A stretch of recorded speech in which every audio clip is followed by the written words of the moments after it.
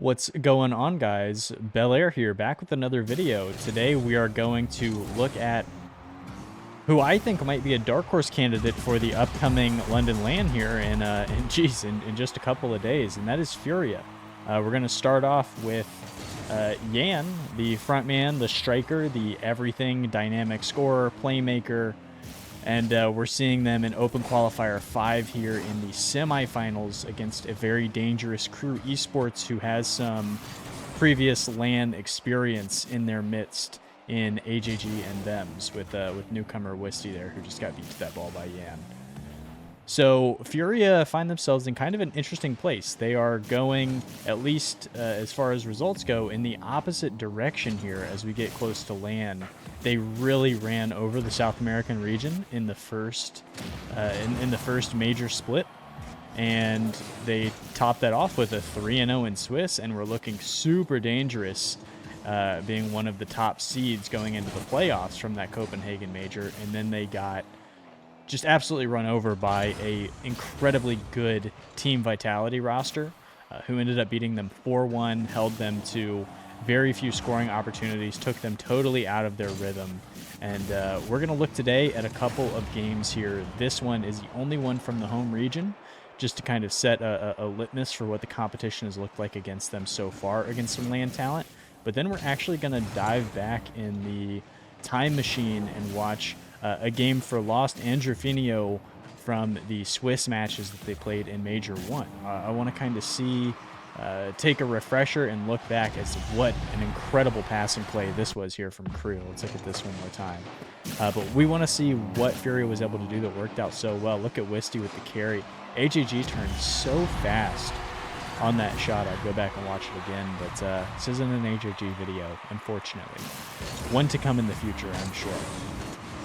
So Yan is really he's had kind of an interesting career trajectory here so far. In many ways, the NBA Finals just ended, so I'm going to try and do some player comps. How about that? In many ways, Yan reminds me of Dame Lillard.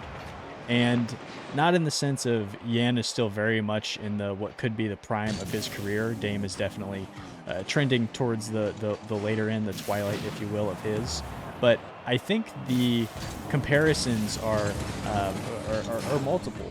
At one time, easily a top gifted scorer in their respective leagues. I mean, there was a period there with the Trailblazers where Dame was doing everything, where he was just an emphatic scorer, an obvious all-NBA candidate for just the bag of tricks and moves that he had at his disposal. And that's how we all felt about Yan when it was back in the Fort Worth Major from, what was that, the 21-22 season. Oh my gosh. Look at this. Full control. Lets that one float just dangerously. It looks like the ball's going to get away from him. How on earth does he stick with this? Perfect. Gets the momentum, sticks right on the ball, and then gets that, just tucks it right in top corner. That is the Yan that we saw at the Fort Worth Major when they ended up taking down, the Rise Joyo Vatira in what was the craziest shot that I've ever seen in person in my entire life. But at that point in time, it was like, oh, Yan's on the map. This is really him. They didn't end up coming away with this one, but it's just the first of many. And then they kind of slowed down a little bit. They've adjusted their roster a ton, moved to North America, ended up coming back for this season. But, at one point, great scorer, and they're looking to refine that. Of course, Dame was injured, and Yan has not been injured per se, but definitely not the output and the top level consistency that we expected that he would grow into at one point in time. Still a clear number one option for his team, that being Yan, which Dame is definitely not. But I think that's a pretty good comparison to draw, especially with like kind of where they're ranked within the context of their respective leagues. And look at this passing play here from Furia. Cuts that one in. Drufinho with the drop. The perfect touch pass to Lostt, who has essentially the entire net to shoot on. And that's going to be a 3-1 against a pretty deadly Crew team here. I think the thing about Yan is obviously he has to turn it on. He is the #1 option for his team. But it's interesting. You would assume that Yan would just be more deadly when he's had more, gifted players around him. Back in the day where it was Card and Kaio, who were more role players around what he did. Not that they weren't incredible in their own right, but when you cross compare that to what Lostt and Drufinho offer, it's a little bit different. And Yan was shut down pretty easily in that Vitality series. He seemed a little shaky. If you go back and watch Game 1, I didn't want to put it in here because they ended up losing, but if you go watch Game 1 from that Vitality series, Yan gave up the weirdest last-second goal to lose that, where it was just like a complete touch pass from Zen that ended up floating in. And I think Yan's definitely, going to have to get over those nerves. Great analysis. But I feel like the fact that they had run their entire region, this was like this was the exact squad that he had wanted. They end up running through Swiss, and then they get Vitality on stage. I think it was just the spotlight might have been a little bright. Not that that's something that Yan has struggled with throughout his career, but I think Yan is going to have to make sure that he is impactful, whether that be on the ball or off the ball on the offensive end. And the other thing that really Yan seems to thrive on is big boost. So something that Vitality were able to do really well in that series was restrict his boost, and that ended up causing a lot of problems for him. But really, the best way to get Yan going is for his teammates to be doing what they do best. So let's go ahead and hop over to a little Drufinho gameplay here, and then we'll keep this rolling. All right, we are back in Copenhagen here. This is Champions Field. That's because this is Game 5 against Gen.G. This was the 3-0, or excuse me, 2-0 round 3 matchup. So hot starts for both of these teams, and this one's going the distance here. So the final game, Gen.G probably really want this, first time on land with this roster against a Furia team that was in their home region for a while that they should certainly beat. So let's see what they are able to do. And this game is going to be pretty surprising if you don't remember the result. But we're talking about how the best way to get Yan going is to have teammates who can get you there, and this is a true representation of that, as Yan actually with the solo play is going to leave one on the goal line, and Lostt is going to finish it up to get Furia on the board early. And let's just go ahead and erase that one as we get it evened out on a kickoff here. So Drufinho brings a lot of power in his demos and is an incredible passer as well. There's this excellent Twitter page that I'll link in the description of this video. Allophony, I'm not sure how to pronounce it, but is putting out these statistical guides for some of these teams ahead of the major. I strongly suggest you check it out. It is incredible content. But one of the things that I noticed on there was there's these percentile markers that are put, and Drufinho is in, I think, like the top 95% in demos and in passes worldwide. So really somebody who is facilitating for his teammates, was more of a on-ball first option on his teams of past previous to Furia. But this one, when you have this much talent, you're just looking to win ultimately, and Drufinho is excellent at empowering his teammates in Yan and Lostt to score the ball. So we see a lot of him so far in this game kind of taking a back seat. He seems to be the third man in rotation, playing defensively, but Furia like their up-tempo style, so he's definitely staying fairly close to the play. Although, I'm sure that Gen.G like to up the pace as well, so you kind of got to find it what you're doing. And there is a great pass in transition.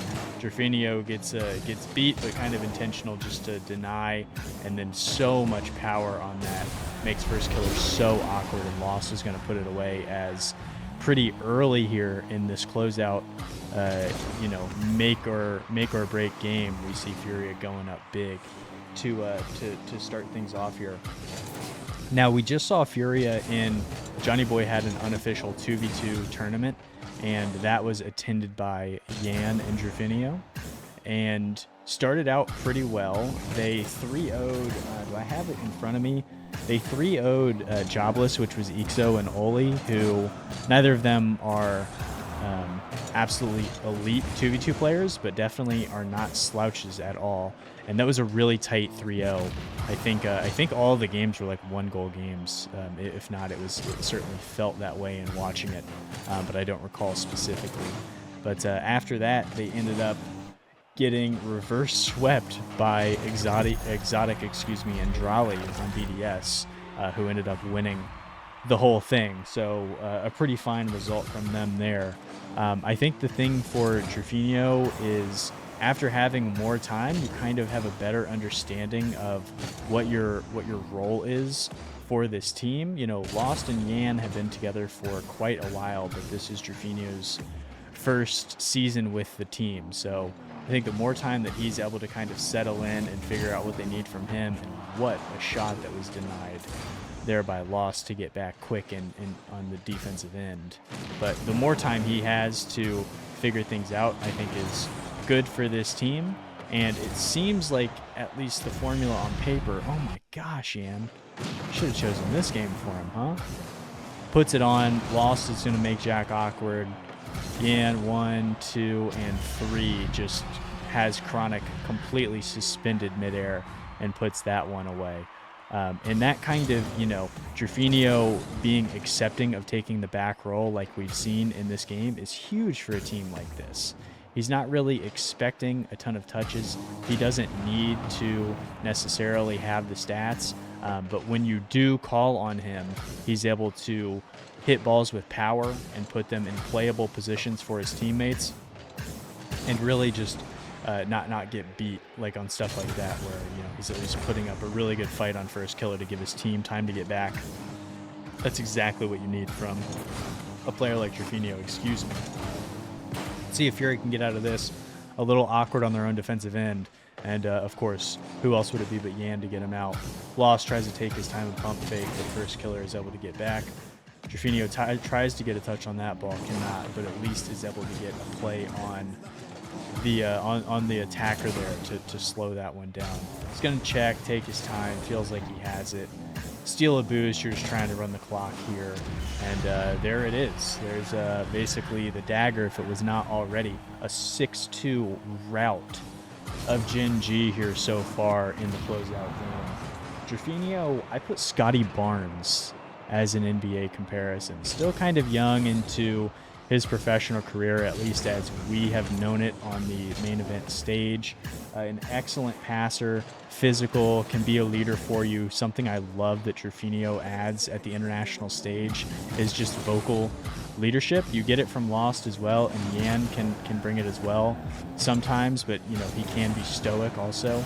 But Drufinho brings it in spades. He is somebody who brings a ton of energy, and I think it reminds me of a player like Radosin on the Vitality team that beat them, which I think is really valuable once you get to these LAN events. And it's going to take his time on defense here, get that one out. It's not going to matter too much anyways, but there is the game as Drufinho, 2 assists, 2 shots, just enabling his teammates. He sees that they're going off. No reason to kind of get in the way of that. Really lets them go and is fine to just steer from the back of the ship here. That's that leadership that we were talking about. So let's go watch a little bit of Lostt here, and then we'll wrap this video for today up. All right, we are on Lostt point of view to see them take on Luminosity Gaming. I think was this the opening round? That can't be right. No, yeah, this was round 1. So to start off the tournament, and game 1 was kind of a whooping by Furia onto this team, but it's like, hey, first game, you know, Cheese, it's his first time on. Let's go ahead and just skip that game. This is the, you know, the response game, right? And we immediately see Lostt get on the board here after some poor defending on the Luminosity half. Lostt is really the X factor for this team. He has really had to find his way after being a #1 option on a very good team previously. Finally decided to do what most of the top players we've seen in South America do, which is try and play alongside Yan and build one of those super teams that can contend at the highest level. Lostt has gone through a couple iterations, from trying to be just that, you know, ultimate off-ball carry to be with Yan that's like, hey, we're just going to kill him with attacking volume. Our offense is going to be unstoppable, turn these into track meets. Then became a little more of a passive assist man, trying to set up his teammates. And now he finds himself as kind of a blend of those two types of players here. And I feel like Lostt reminds me of Zach LaVine from the Chicago Bulls, where he can fill it up for you as a scorer, and he has done that throughout the entirety of his career, regardless of who he has played alongside. But at the end of the day, you really can't have him be your number one option if you want to contend for a major championship, in my opinion. But he is an excellent off-ball player who is, you know, not elite defensively, but passable, and is the kind of scorer that everybody would want on their team. Of course, for LaVine, the difference is that his contract is so bloated and he has injury history that people don't want to touch. But just in a vacuum on paper, I feel like the two of those players share a lot in common. So I think if we're going to see Furia be that dark horse candidate who can actually contend late into this, of course Yan has to be going, but that's just kind of a given. I mean, if Yan doesn't have it going, that's like, that's like Luka Doncic just not having it in that closeout game from the finals, where it's like, all right, well, if he's going to just be terrible, then, what are we going to do? But then Lostt is kind of like that Kyrie Irving, right, where he's supplemental, but he can really win you games sometimes, and this one is already out of hand. Let's look at this goal here, huh? Lostt just going to take the off speed there and push it inward. I can't understand how Luminosity get beat on this one. Great redirect by Yan, and then Cheese is just stuck way out of position. This one's getting ugly pretty quick here, but this is the power of a player like Lostt, where when he has it going, he can easily take over a game for you. Which is what we saw from that Kyrie comparison a second ago from the finals. But, this team absolutely ran over the Swiss. They went 3-0, and none of the series, it felt like they were in control of all of them. They even beat Vitality, for what it's worth, in that Swiss before Vitality kind of took a lesson from that, were able to slow things down, and ultimately took that series off of Furia. But Furia came in with a lot of confidence, and I think Vitality were able to respond and slow things down. And Furia are a great Swiss team where in a 5-game series, they can really just overpower you with their mechanical displays and that confidence. But once you get into 7, you need a team to have a little more consistency to get through those late ones. And that's where Furia can sometimes be lacking. And that's where a player like Lostt, in the same way that I'm reminded of a player like Alpha 54, as we were just talking about Furia, or Vitality, or a player like AJ in a similar way when he was on phase with First Killer, where in those games where, in this case, Yan might be a little muted or can't find boost or just needs a moment to warm up mechanically, Lostt you have to find as a safety valve to get things going. And when he can get it going, he can easily win you games like this where he is all over the stat sheet. But if he cannot get it going alongside Yan, it's kind of a done deal. And there is a 6-1 here, as this Luminosity Gaming team is just totally beside themselves. I know we talked about Reddles recently, which is why I wanted to bring him into this video, because we were just watching this team. But, Luminosity were able to end up making a major this season, which is very impressive as you're kind of, putting it up into the rafters or whatever. But, man, not a great showing from them in this event, for what it's worth.